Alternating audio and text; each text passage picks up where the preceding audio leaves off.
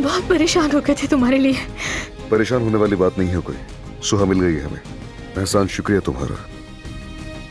अल्लाह सलामत रखे अदनान को। वापस ला रहा है वो मेरी बेटी को।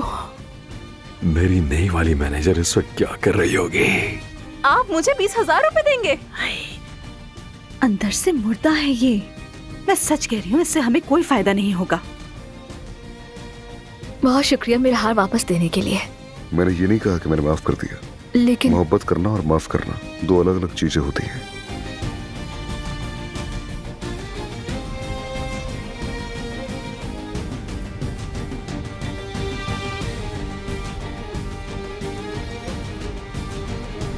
खैरियत तो है ना?